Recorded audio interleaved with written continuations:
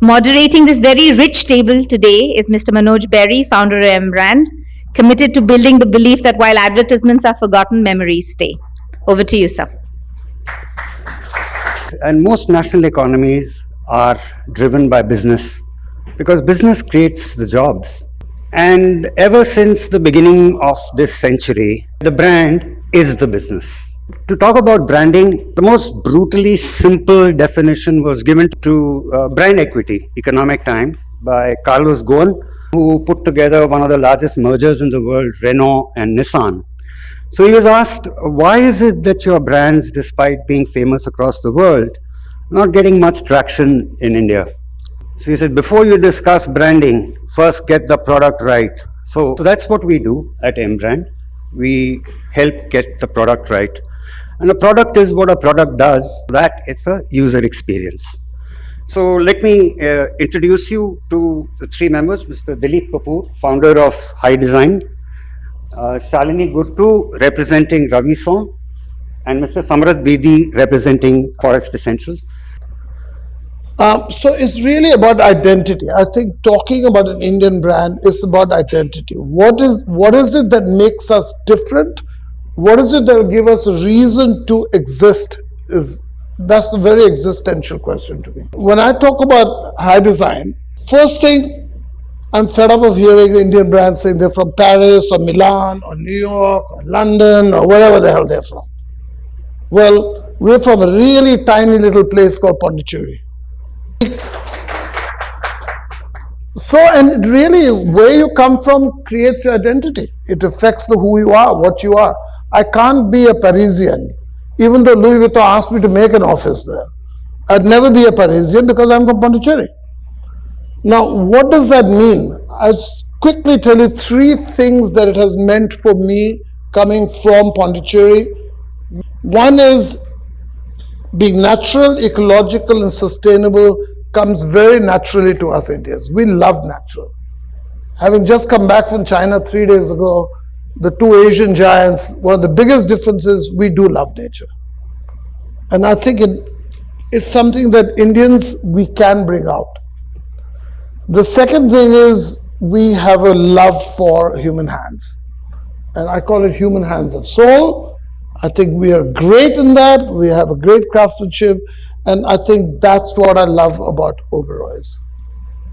I don't love your buildings necessarily. But man, I love you the way you handle us. You really have soul. No other place I go to in the world do I see that. And I think that's something that comes from us being Indians.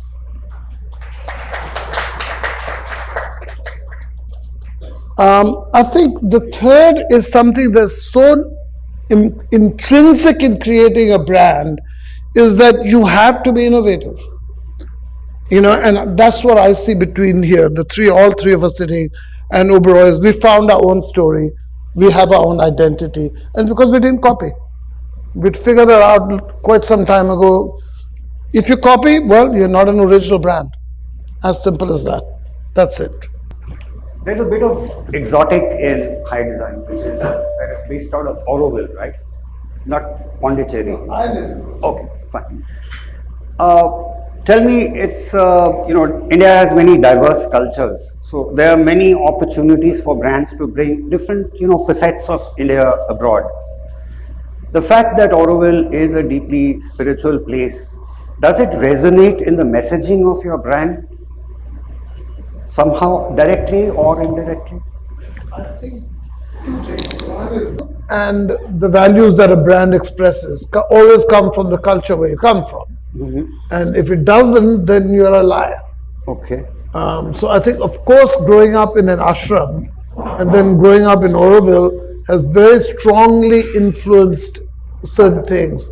Even simple things like every notebook I had in the ashram had these things in French.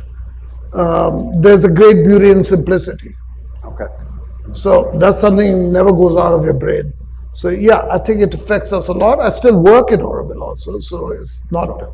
Sure. So I think those values matter a lot to us. Right. Second question, if I may. Leather and High Design are pretty closely related. Mm-hmm. Has that ever in international markets caused problems with animal rights activists? You know that PETA is against, well, they're more against the way animals are treated in India than about the actual leather part of it. They're against fur. For us, it's always been the most sustainable things because we are a byproduct of the meat industry. Okay. So you're using a waste product and creating it. The second thing that one of the core values from right from the beginning for us was that our tanning was a vegetable tanning.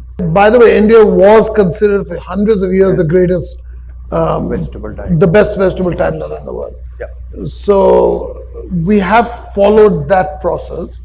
There are other things. I think sustainability is something that somebody mentioned that it goes into everything. Our factory is more than 100% solar. We don't use plastic. Right. So it affects in every way. We're building a forest. It affects you in every way, actually. Shalini, with you. So just as high design is very closely associated with leather, Ravison, as you mentioned, I didn't know about the fashion fabrics. In garments. fact, Ravison started, the main business was fashion. And then right now, like I said, our main business is silver. Yeah. And it's silver on another level actually. One can't even imagine the type of pieces that are done. You know, it's extraordinary. In fact, when it started in 1991, I wasn't there at that time, but when I see the pieces now, I said, man, these pieces were created in 1991. Who would have ever thought of this kind of design? And the main thing was selling by piece, not by weight. In India, we're used to buying metal by weight. Even today, we have clients coming. And when, kitna vajan? You said it's not vajan. It's by piece because it's, the conceptualization and the labor that goes into this product. We've just moved out of that typical functionality ke value ke hisab se, weight ke hisab se. Because each of our pieces are pieces of art. You can't just put a tag on the value of it. Since I work very closely with the product designers, design brings another question. Which aspect of design does your brand tilt towards, form or function? It's form, I would say. Form. Most definitely, you will find What a the. question you're asking. Sorry. I would say more towards form, but we do have functionality as well. For example? Like form, I would say even if you take a jug, you may not be able to use that jug as a jug. It's a fabulous piece to keep, maybe even on your mantelpiece. In fact, when I visited one of my clients' places in the farms, she had kept our tea set on the sideboard just as a piece of art. She said, Shalini, I don't use it, but it's so beautiful. And functionality, of course, we do sell a lot of, dinner sets, thalis, dishes, like everybody for their daughters wearing the trousseau silver has to be from Ravison. Okay. I think we talked about art inox. Correct. Yeah, so we do this very often for, clients whose brands are ingredients in other people's brands. Okay. It's like MDH Masale, for instance. Yeah. So I want to ask you, with Jindal Steel, for instance, Yeah. is the company behind Art Denox? Jindal Steel, Jindal, the Steel, the family, right? It is. So, do you see, therefore, their manifestation of steel, stainless steel, and of course the art that flourishes from Correct. that, as if not competition, at least some way of positioning yourself differently? No. I think Ravison is right there. It's got a niche place of its own. And also, like somebody else was asking me the other day, like, what do you think of, there are so many brands which have mushroomed, as a competition. But we make our products with such complexity and there's so much of art, it's very difficult for anybody else to replicate. Slightly touchy question. The word Oberoi can be nothing but Indian. Correct. And Punjabi. That's another, Yeah, from Pondicherry to the north, that's another culture. Have you ever needed to, like Peugeot, help people pronounce the word Ravison? Oh yes, Okay. definitely. In fact, they think it's Ravi Sons. Yeah. like Ravi Chawla, so Ravi's Sons. So it is difficult, but now it's been like over 30 years. So people know the brand. It is a French brand, Ravison. Samrita, now unlike these two brands where touch and feel at the retail point is a major trigger for purchase, your brand's message is essentially in a bottle, right? I think in terms of messaging, I think what we do is we also are very clear that it's not just a product in a bottle. It's about the experience. It's a lifestyle, right? So if you actually walk into a store, it's not about just handing you the product. My beauty attendants, my Ayurvedic doctors, we can talk to you about anything to do with Ayurveda. So it could be stress, it could be sleep. The idea is to build that entire ecosystem. Beauty is just one aspect of it, and that's what we're actually selling. Well, this is open to all of you. One thing we've noticed is whenever brands start ascending the price scale and approach semi-luxury or premium levels, imitation becomes the sincerest form of flattery. Do you face piracy, imitation in your markets?